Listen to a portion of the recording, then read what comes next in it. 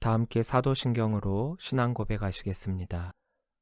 전능하사 천지를 만드신 하나님 아버지를 내가 믿사오며 그 외아들 우리 주 예수 그리스도를 믿사오니 이는 성령으로 잉태하사 동정녀 마리아에게 나시고 본디오 빌라도에게 고난을 받으사 십자가에 못 박혀 죽으시고 장사한 지 사흘 만에 죽은 자 가운데서 다시 살아나시며 하늘에 오르사 전능하신 하나님 우편에 앉아 계시다가 저리로서 산자와 죽은 자를 심판하러 오시리라.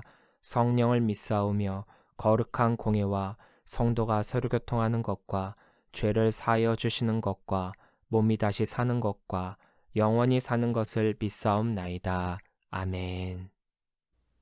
다 함께 찬송가 545장 부르시겠습니다.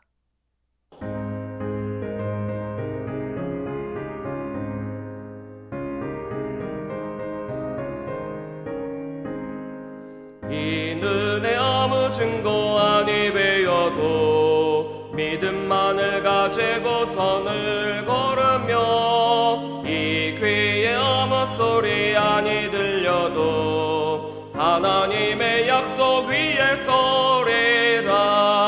걸어가세 믿음 위에 서서 나가세 의심 버리고 걸어가세 믿음 위에 서서 눈과 귀에 아무 증거 없어도 이든이 보기에는 어떠하든지 이미 얻은 증거대로 늘 믿으며 이 맘에 의심 없이 살아갈 때에 우리 소원 주 안에서 이루리. 걸어가세 믿음 위에 서서 나가세 의심 버리고 걸어가세 믿음 위에 서서 눈과 귀에 아무 증거 없어도 주님의 거룩함을 두고 맹세한 주 하나님 아버지는 참 미쁘다. 그 귀한 모든 약속 믿는 자에게 능치 못할 무슨 일이 있을까. 걸어가세 믿음 위에 서서 나가세 의심 버리고 걸어가세 믿음 위에 서서 눈과 귀에 아무 증거 없어도. 오늘 우리에게 주신 하나님의 말씀은 출애굽기 5장 15절부터 6장 1절까지입니다.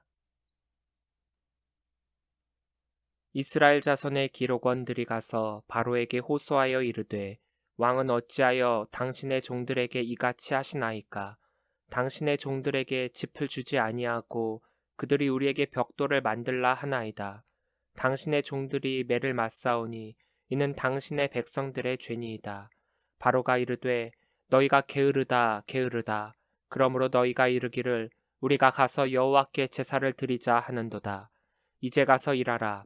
짚은 너희에게 주지 않을지라도 벽돌은 너희가 수량대로 바칠지니라. 기록하는 일을 맡은 이스라엘 자손들이 너희가 매일 만드는 벽돌을 조금도 감하지 못하리라 함을 듣고 화가 몸에 미친 줄 알고 그들이 바로를 떠나 나올 때에 모세와 아론이 길에 서 있는 것을 보고 그들에게 이르되 너희가 우리를 바로의 눈과 그의 신하의 눈에 미운 것이 되게 하고 그들의 손에 칼을 주어 우리를 죽이게 하는도다. 여호와는 너희를 살피시고 판단하시기를 원하노라. 모세가 여호와께 돌아와서 아뢰되 주여 어찌하여 이 백성이 학대를 당하게 하셨나이까. 어찌하여 나를 보내셨나이까. 내가 바로에게 들어가서 주의 이름으로 말한 후로부터 그가 이 백성을 더 학대하며 주께서도 주의 백성을 구원하지 아니하시나이다. 여호와께서 모세에게 이르시되 이제 내가 바로에게 하는 일을 내가 보리라. 강한 손으로 말미암아 바로가 그들을 보내리라. 강한 손으로 말미암아 바로가 그들을 그의 땅에서 쫓아내리라. 아멘. 할렐루야. 오늘도 예담교회 주일 예배에 오신 성도님들을 주의 이름으로 사랑하고 축복합니다. 모세는 하나님의 말씀에 따라 바로를 찾아가 여호와께 제사하기 위해 이스라엘 백성들을 보내달라는 요청을 하게 됩니다. 그런데 바로는 모세의 이 요청을 묵살하고 도리어 이스라엘 백성들에게 더 무거운 노역을 부과함으로써 이스라엘을 괴롭히는 일이 일어나게 됩니다. 모세는 하나님의 말씀대로 했습니다. 그러나 그 요청대로 이루어지지는 않았습니다. 우리는 이미 알다시피 바로가 이 요청으로 인해 이스라엘을 곧바로 보내줄 것이라고 생각하지 않았습니다. 앞으로 바로가 완악하게 되리라는 하나님의 말씀처럼 더한 사건이 이스라엘을 기다리고 있다는 것을 알기 때문입니다. 그런데 여기서 깨닫게 되는 것은 이미 알고 있어도 믿음을 유지한다는 것은 쉽지 않다는 것입니다. 이스라엘 백성도 이 일련의 사건들에 대해서 이미 들었고 더한 일이 있을 것이라는 사실도 알고 있었지만 아는 것과 다르게 막상 몸으로 느끼는 고통은 지극히 힘들었습니다. 지난주에 말씀드린 것처럼 그들은 듣기는 들었지만 앞에 구원의 메시지에 도취되어 고난에 대한 준비를 제대로 하지 못했습니다. 그리고 승리를 위한 고난에 대해 원망이 더 커지게 됩니다. 진정한 예배자가 되기 위해서는 부활의 영광만을 선택하는 것이 아니라 십자가의 고난도 선택하고 준비해야 합니다. 우리가 신앙생활을 하다 보면 즐겁고 행복하고 신나고 기쁜 일만 있는 것이 아닙니다. 하나님을 믿는다고 무조건 성공하는 것도 아닙니다. 그럼에도 우리의 신앙과 믿음은 성공을 위한 과정이고 천국을 향한 여정이라는 사실을 우리가 잊지 말아야 합니다. 전쟁에 승리하기 위한 전투를 벌이는 것이기에 몇 번의 전투로 좌절해서는 안 됩니다. 신앙생활을 하는 우리의 자세입니다. 마음가짐입니다. 준비, 대처 과정입니다. 코로나19로 인해 교회는 역사상 유례없는 이상한 공격을 받고 있습니다. 물론 몇몇 교회가 방역 지침을 어기고 잘못된 방법과 태도, 논리를 고수하며 예배하니까 코로나에 대한 두려움 때문에 공격하는 것은 어느 정도 이해가 됩니다. 그런데 이런 교회는 몇 되지 않습니다. 퍼센트로 따지자면 0.1%도 채 되지 않습니다. 나머지 99.9%의 교회는 철저히 방역수칙을 지키며 예배의 자리를 지키고 있습니다. 그런데도 모든 교회가 잘못된 것인 양 치부되고 마녀 사냥을 당하고 있습니다. 그동안 사회와 국가에 헌신적이었고 주변에 좋은 이미지와 모범적인 모습을 보였던 교회에 대해서도 무조건적인 공격, 그러니까 방역수칙도 잘 지키고 국가에서 하라는 대로 잘 지킴에도 불구하고 무조건 교회를 공격하고 교회는 어처구니 없는 공격을 받고 있는 때가 지금입니다. 예배를 한다고 고소고발을 당합니다. 이들에게는 방역수칙을 지키고 안 지키고가 문제가 되지 않습니다. 교회는 이미 코로나19 바이러스의 온상이기 때문에 절대로 교회에서는 모여서는 안 되기 때문입니다. 알면서도 감당키 버거운 현실입니다. 요즘은 교회 다닌다고 하면 무슨 벌레 보듯 쳐다보기 때문에 교회 다닌다는 것을 숨기는 분들이 많이 있습니다. 알고 있는 것과 경험하는 것, 그리고 그것을 행하는 것은 많이 다릅니다. 믿기 때문에 고난이 온다는 것도 알고 있는데, 그리고 그 고난을 이겨냈을 때 참된 승리가 온다는 것도 알고 있는데도 참 힘듭니다. 그래서 성경은 우리가 믿는 것으로 그칠 것이 아니라 믿었다라고 한다면 행하라고 말씀하고 있습니다. 4장 31절에서 이스라엘 백성들이 뭐라고 했습니까? 백성의 믿음에 여호와께서 이스라엘 자손을 찾으시고 그들의 고난을 살피셨다 함을 듣고 머리 숙여 경배하였더라. 백성이 믿었다라고 했죠. 사실 진짜 믿음은 입으로 시인하여 고백하고 마음으로 믿고 행동으로 나타내는 것이기 때문에 믿음은 행하는 것까지가 믿음입니다. 그런데 이스라엘 백성들은 믿음이 아직 여기까지가 아니었습니다. 그냥 믿는다라고 하는 마음뿐이었죠. 여러분들은 하나님이 말씀하실 때 무엇을 보고 있습니까?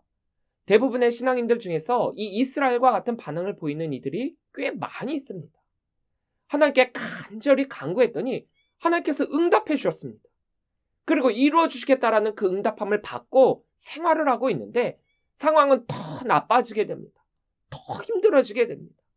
그럴 때 여러분들은 어떻게 하시겠습니까? 지금 현 상황에서 팩트는 이것입니다.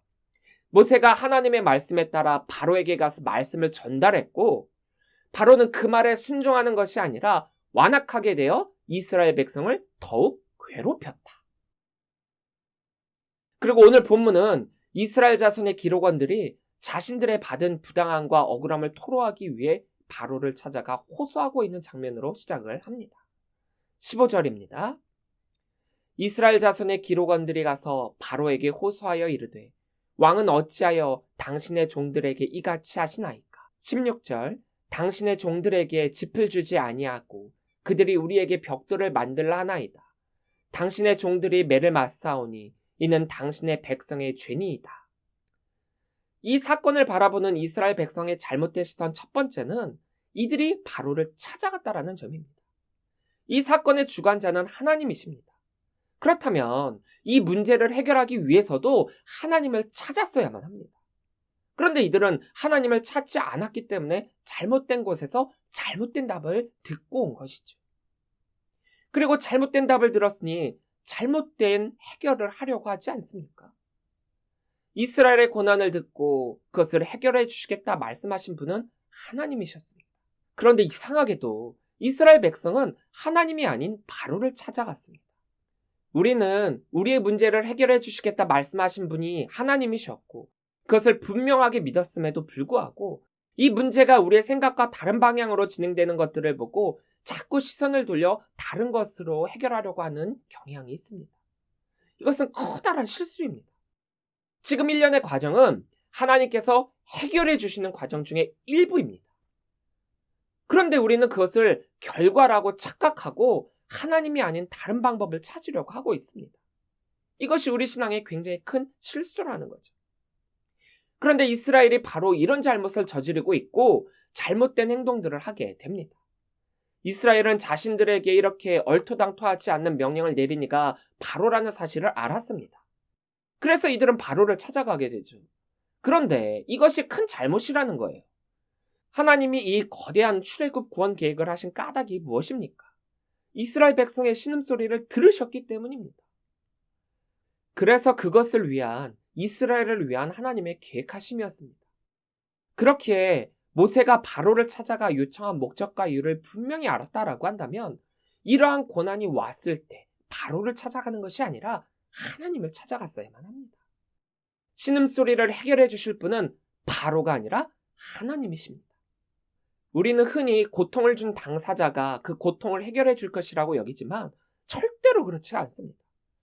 고통을 준 그 사람은 고통을 준 그 사실을 즐기고 있기 때문이에요. 다른 이의 고통을 즐거워합니다. 사탄은 우리에게 고통을 주고 우리가 그 고통을 괴로워하는 것을 즐기고 있습니다. 바로는 자신이 이스라엘을 괴롭히고 있는 것을 즐기고 있고 이스라엘이 고통스러워하면 더욱 쾌감을 느끼고 있습니다. 더욱 즐거워하고 있습니다. 그런데 왜 이 문제를 해결해 주겠습니까? 사단은 우리가 고통스러워하는 것을 즐기고 있는데 왜 그 고통을 우리로부터 없애주겠습니까? 문제를 잘못 읽으면 답은 당연히 잘못 쓰게 되어 있습니다. 이스라엘은 문제부터 잘못 읽고 있는 것입니다. 잘못된 시선 두 번째는 이들은 자신들을 고통스럽게 하는 이는 바로 때문이 아니라 모세 때문이라는 것입니다. 이스라엘은 모세가 오기 전부터 이미 고통 속에 있었습니다. 그리고 그 고통을 주는 당사자는 애굽이었습니다.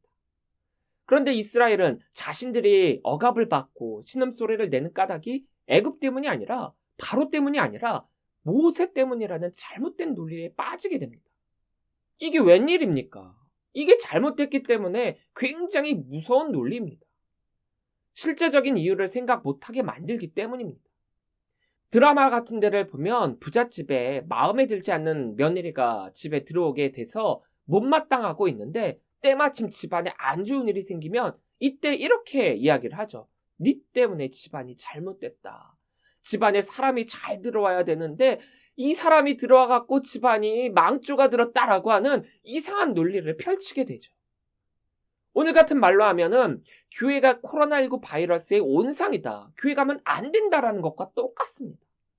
그런데 이게 안 믿는 사람들뿐만 아니라 믿는 사람들조차도 그렇게 여기고 있습니다. 잘못된 논리가 무서운 이유가 바로 여기에 있습니다. 20절입니다. 그들이 바로를 떠나 나올 때에 모세와 아론이 길에 서 있는 것을 보고 21절 그들에게 이르되 너희가 우리를 바로의 눈과 그의 신하의 눈에 미운 것이 되게 하고 그들의 손에 칼을 주어 우리를 죽이게 하는도다. 여호와는 너희를 살피시고 판단하시기를 원하노라. 이게 왜 모세 때문입니까? 모세가 이렇게 해달라고 요청을 했습니까? 아니죠. 모세가 요청한 것은 하나님께 예배할 수 있게 해달라였습니다. 그런데 그것을 바로가 틀어가지고 이렇게 반대로 명령한 거잖아요. 이렇게 잘못된 시선을 가지게 되면 절대로 그 문제는 해결될 수가 없습니다. 이렇게 된 까닭은 바로가 이스라엘을 보내기 싫어서 그런 것이죠. 그리고 그것을 자기의 명령이 아닌 모세 탓으로 돌리게끔 만들고 있습니다. 그렇기에 문제를 바라보는 올바른 시선을 갖도록 우리는 영적으로 깨어 있어야 합니다. 일어난 이 모든 일련의 사건들은 이미 하나님께서 이스라엘 백성들을 위한 사건이라는 것을 말씀하셨고, 그들은 그런 하나님을 믿으며 경배했다라고 했습니다. 그런데 당장 자신들에게 닥친 힘듦으로 인하여 사건의 본질을 바라보는 힘을 잃어버린 것입니다. 사실 이들은 하나님께 제사하러 간다는 그 의미를 잘 몰랐습니다. 하나님께 예배한다는 것이 어떤 것인지 잘 알지 못했습니다. 그렇죠. 그들은 그것을 해본 적이 없거든요. 듣기만 했습니다. 머리로만 알고 있거든요. 해보질 않았으니 예배의 의미를 모르고 그 소중함을 몰랐고, 그랬기에 바로로부터 잘못된 대답을 들었음에도 불구하고 그에 대한 반박을 제대로 하지 못한 것입니다. 익숙하지 않은 예배 혹은 해보지 않았고 경험해보지 않은 예배를 하다 보니까 예배의 본질을 제대로 이해하지 못하고 놓치는 것들이 너무나도 많이 있습니다. 어떤 이들은 편하게 예배하다 보니까 이제는 교회 가서 현장 대면 예배하는 것이 번거로워져서 온라인 예배를 택했는데 자기 마음 내키는 대로 예배를 하고 있습니다. 아니, 예배라고조차 할 수 없는 그런 행동을 보이고 있습니다. 어떤 이들은 온라인 예배가 예배 같지 않다고 무조건 교회 가서 하는 현장 대면 예배만을 고집하고 있습니다. 예배는 목숨과 같고 소중하고 절대로 빼앗겨서는 안 된다라는 것이 예배의 본질입니다. 코로나19 시대에 어느 것이 옳고 어느 것이 틀렸다라는 것을 말하는 것이 아닙니다. 온라인 예배도 예배고 교회 가서 현장 대면 예배하는 것도 예배입니다. 상황이 상황인 만큼 상황에 맞게 최선의 또 최고의 예배를 하는 것이 진정한 예배자인 것입니다. 참된 예배를 했고 하나님의 임재를 경험해본 성도들이라면 어떤 예배가 됐던지 간에 그 예배가 얼마나 소중한지를 깨닫게 됩니다. 그리고 그것이 교회가 되었든 또 내가 있는 그 자리가 되었든 그 예배를 통해 하나님께 경배합니다. 이스라엘이 하나님을 만난다는 이 예배의 소중함을 잘 알고 있었다면 이들은 바로를 찾지 않았을 것입니다. 예배의 본질을 알지 못했기 때문에 일어난 사건입니다. 여러분들은 예배를 얼마나 사모하고 있습니까? 예배를 습관적으로 하는 1년에 횟수 채우는 것이라 여기고 출석하고 있지는 않습니까? 그렇다면 여러분들은 알고는 있되 참석은 하고 있되 예배의 본질을 놓친 채 수박 겉핥기식의 신앙을 가지고 있는 것입니다. 이스라엘과 마찬가지로 말입니다. 그리고 그들과 마찬가지로 잘못된 시선으로 잘못된 선택을 하게 될지도 모릅니다. 에서는 장자권의 특별함을 제대로 이해하지 못해서 야곱에게 뺏기고 또 뺏긴 뒤에도 가지게 된 다른 것, 즉 부와 명예로 인한 만족으로 장자권을 놓친 대표적인 인물입니다. 그러니까 에서가 생각한 장자권은 단순한 부와 명예, 재산이었던 것입니다. 다른 말로 그것이 충족이 되게 되니까 장자권의 특권이 얼마나 대단한 것인지를 놓치게 된 것이죠. 아브라함으로부터 내려왔던 장자권은 그런 것이 아닙니다. 장자로서 아버지로부터 물려받게 되는 재산만을 뜻하는 것이 아니었습니다. 아브라함과 약속하셨던 하나님의 약속이 흐르는 장자권이었습니다. 그런데 에서는 그 본질은 보지 못한 채 겉으로 보이는 부에만 시선을 두고 있었던 거죠. 반대로 사모하는 자가 갖게 되는 은혜와 복을 야곱은 가질 수 없는 가운데 갖게 되었고 하나님의 약속을 받고 이루게 되는 하나님의 사람이 되었습니다. 이토록 하나님의 약속이 얼마나 귀한 줄을 알고 그 말씀을 소중히 여기며 사모하는 이가 야곱이었습니다. 장자권의 핵심은 이것입니다. 하나님을 만나는 것, 하나님께 예배하는 것이 1순위고 그 예배 가운데 만난 그 하나님으로 말미암아 은혜와 복을 받게 되는 것. 그리고 부와 명예와 재산은 덤으로 받게 된다라는 것입니다. 장자권을 볼 때 장자권이라는 표면만 보는 것이 아니라 무엇을 봐야 되겠습니까? 무엇이 우선이겠습니까? 누가복음 10장 38절부터 42절에 마르다와 마리아 이야기가 나오고 있습니다. 마르다는 예수님을 대접하기 위해 동분서주하고 있고, 마리아는 예수님의 말씀을 듣기 위해 그 곁에서 떠나지 않는 것을 보면서 마르다가 마리아로 하여금 자신의 일을 돕게 해달라고 예수님께 요청하고 있는 장면이 나오고 있습니다. 그때 예수님께서 이렇게 말씀하십니다. 41절, 42절입니다. 주께서 대답하여 이르시되 마르다야, 내가 많은 일로 염려하고 근심하나 몇 가지만 하든지 혹은 한 가지만이라도 족하니라. 마리아는 이 좋은 편을 택하였으니 빼앗기지 아니하리라 하시니라. 목회자로서 이 부분을 설교할 때 꽤 조심스럽습니다. 왜냐하면 교회 안에서 말씀과 예배, 봉사와 사역은 늘 같이 가기 때문이죠. 그런데 이 말씀을 자칫 잘못 이해하게 되면 예수님께서 말씀의 자리를 택하라고 했으니까 나는 봉사의 자리보다 말씀의 자리를 택해야지 하면서 봉사의 자리는 가려하지 않는 성도들을 발견하게 됩니다. 그러나 헌신과 봉사가 없이는 교회가 참 힘듭니다. 생각해 보십시오. 교인들 모두가 주일에 예배에만 참석하고 말씀 듣고 싹 다 빠져나간다라고 생각해 보십시오. 예배를 준비하는 분도 필요하고, 청소할 분도 필요하고, 식사를 준비하는 분도 필요하고, 차량 봉사하시는 분도 필요합니다. 교사도 필요하고, 또 성가대도 필요합니다. 그런 것들을 다 묶어서 봉사와 사역이라고 하는데 이것도 굉장히 필요한 부분이거든요. 그런데 교회 처음 온 초신자라든가 믿음이 연약한 사람들에게 이런 것들을 맡기면 또 그렇잖아요. 그래서 보통 신앙이 좋고 믿음이 연한이 있으신 분들은 양보와 헌신 그리고 봉사의 마음으로 주방이나 교회 곳곳에 보이지 않는 곳에서 교회를 위해서 또 다른 성도들을 위해서 애쓰시고 노력하신다라는 사실을 우리 모두가 알 것입니다. 이분들이야말로 교회 없어서는 안 되는 분들이고, 또 이분들이 아니었다라고 한다면 다른 분들이 편하게 신앙생활을 하기도 어려웠겠죠. 그런데 이 예수님의 말씀에 의하면 그동안의 우리의 신앙생활에서 아이러니한 상황에 빠지게 됩니다. 더 예배를 잘하기 위해서, 또 초신자들의 예배를 위해서 이분들은 자신들의 예배를 포기하는 경우가 있는데, 말씀대로라면 우리는 그 자리보다 무조건 예배 자리를 선택해야 한다는 거죠. 그런데 예수님의 이 말씀을 우리가 제대로 이해할 필요가 있습니다. 예수님의 말씀은 섬김의 자리, 헌신의 자리가 필요 없다가 아닙니다. 아니, 도리어 이 자리는 반드시 필요합니다. 그러나 예수님이 말씀하시는 것은 나의 예배의 자리를 포기해서는 안 된다는 겁니다.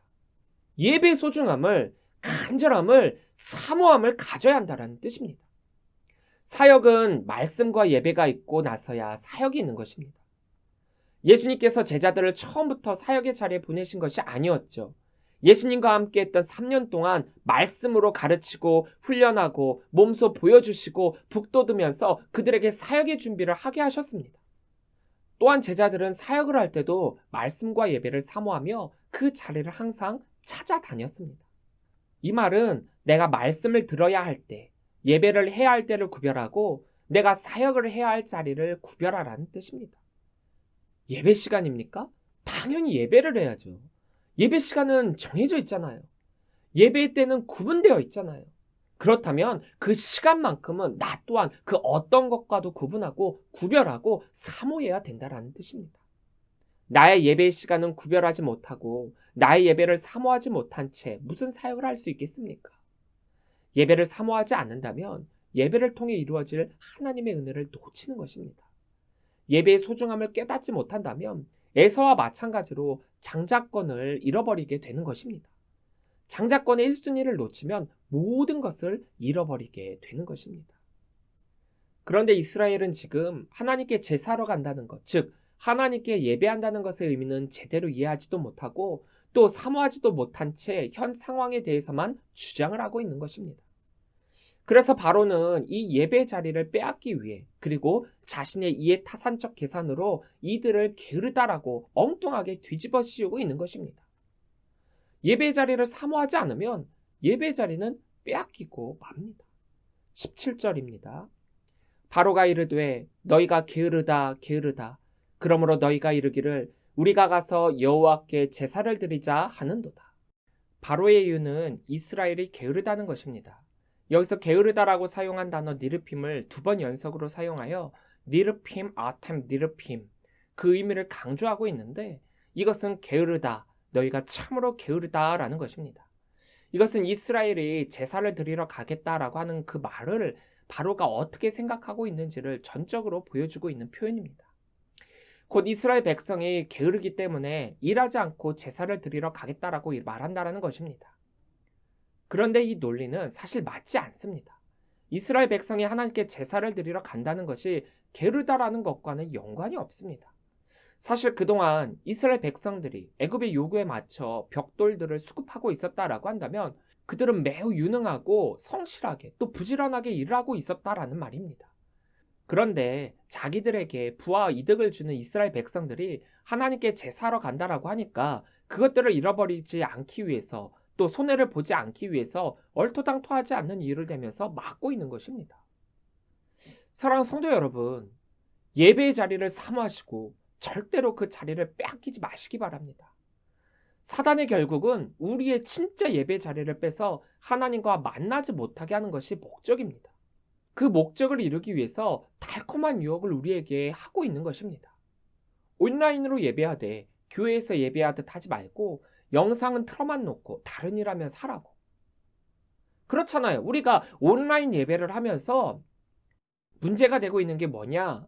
현장 예배처럼 경건하게 옷차림 똑바로 딱 하고 그리고 집중해 갖고 말씀에 또 찬양에 우리가 함께하는 예배가 되는 것이 아니라 때로는 침대에 누워서 듣고 옷은 잠옷 차림 그대로 예배하고 예배를 예배답지 못하게 하고 있지 않습니까? 사단은 우리들에게 그것을 말하고 있는 거예요. 가장 우선적으로는 성도가 교회 가서 예배하는 것이 맞습니다. 그러나 정말 어쩔 수 없는 정말 못 가는 상황이 있을 수도 있습니다. 코로나19 같은 상황 말입니다. 교회 갈 수 없는 상황이라면 있는 그 자리의 모습이 교회 가서 하는 것과 달라서는 안 됩니다. 교회 못 가는 것이 예배 자리를 뺏기는 것이 아닙니다. 우리의 마음가짐과 태도와 자세가 진짜 예배 자리를 만들고 있습니다. 또 에서에게와 마찬가지로 부로써 돈으로써 재산으로써 타협하도록 하기도 합니다. 우리를 힘들게 함으로써 타협하게 하기도 하지만 우리에게 풍성함을 주고 그러므로 말미암아 하나님을 못 만나게 하기도 합니다. 내가 가진 돈 때문에, 부 때문에, 일 때문에, 바쁨 때문에 하나님을 못 만나게 된다라고 한다면, 그래서 예배의 자리를 뺏기게 된다면 그것은 사단의 계획대로 된 사단의 역사입니다. 그러나 예배를 사모하는 자들에게 주시는 하나님의 말씀을 들으시기를 바랍니다. 6장 1절입니다. 여호와께서 모세에게 이르시되 이제 내가 바로에게 하는 일을 내가 보리라. 강한 손으로 말미암아 바로가 그들을 보내리라. 강한 손으로 말미암아 바로가 그들을 그의 땅에서 쫓아내리라. 예배를 사모하는 자, 예배를 빼앗기지 않는 자, 하나님께서 강한 손으로 지키시고 악한 이들로부터 건져 주실 것입니다.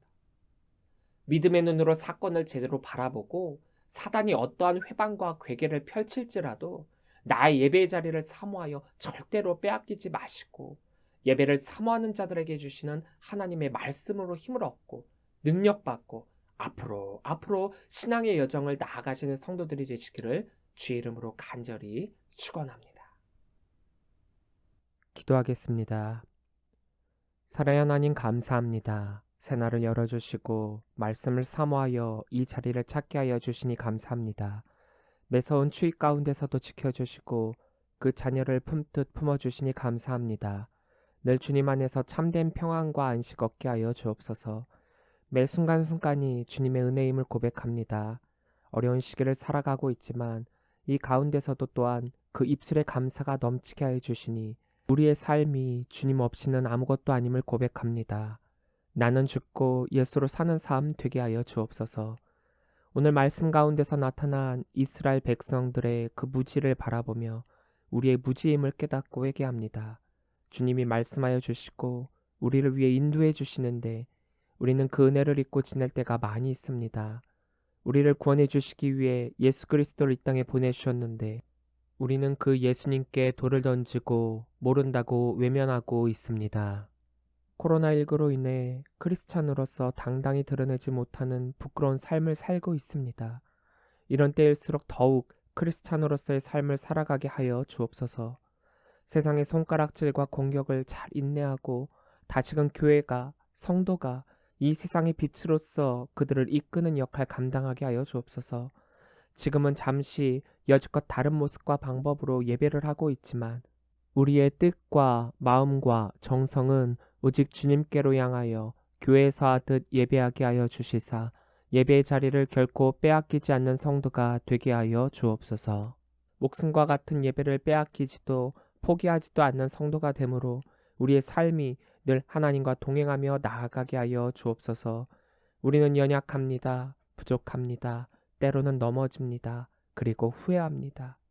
신앙의 후회가 생기지 않도록 늘 강한 믿음 소유하게 하여 주시고 그 믿음으로 이 어려움을 극복하게 하여 주옵소서. 육신의 아픔으로 인해 고통받고 있는 분들이 있습니다. 마음의 상처로 인해 주님의 곁을 떠난 이들도 있습니다. 아픈 부위에 치료의 광선을 덧입혀 주옵시고 벌어진 상처를 꿰매 주시사 회복시켜 주옵소서. 그래서 건강한 몸과 마음으로 주님을 찬양하기 원합니다. 함께 모여 마음껏 주님을 찬양하고 주님께 기도하는 그날이 곧 올 줄 믿습니다. 그날을 고대하며 나아갑니다. 승리케 하여 주옵소서. 모든 것 주님께 감사를 드리오며 예수님의 이름으로 기도합니다. 아멘. 다 함께 결단 찬양 나는 예배자입니다. 소원 함께 찬양하시겠습니다.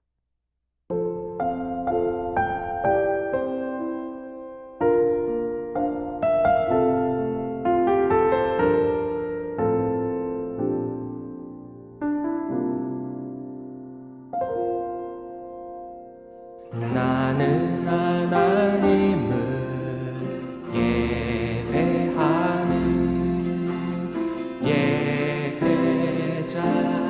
예배자입니다. 내가 서 있는 곳 어디서나 하나님을 예배합니다. 내 영혼 거룩한 은혜를 향하여 내 마음 완전한 하나님 향하여 이곳에서 바로 이 시간 하나님을 예배합니다.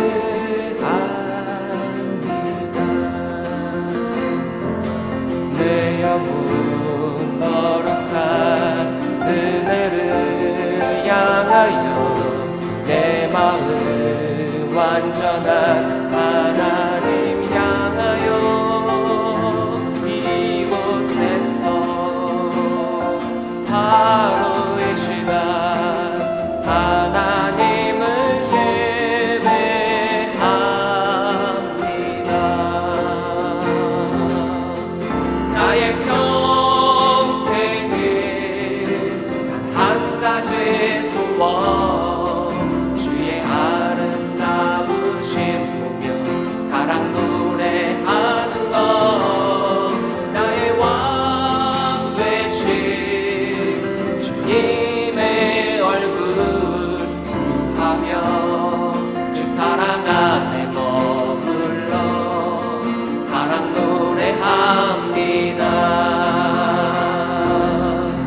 나의 평생에 한 가지 소원 주의 아름다우신 보며 사랑 노래하는 것 나의 왕 되신 주님의 얼굴 구하며 주 사랑 안에 머물러 사랑 노래합니다.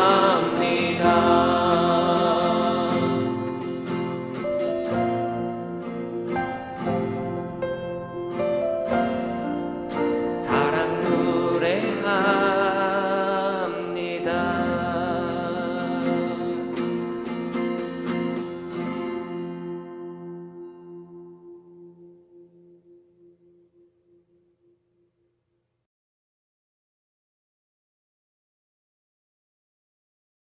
이제는 우리 주 예수 그리스도의 은혜와 무한하신 아버지 하나님의 그 크신 사랑하심과 성령님의 감화감동 역사 교통하심이 오늘 말씀을 듣고 예배 자리를 절대로 빼앗기지 않도록 결단하고 나아가는 우리 모든 성도들 머리머리 위에 이제로부터 영원토록 함께 하시기를 축원하옵나이다. 아멘.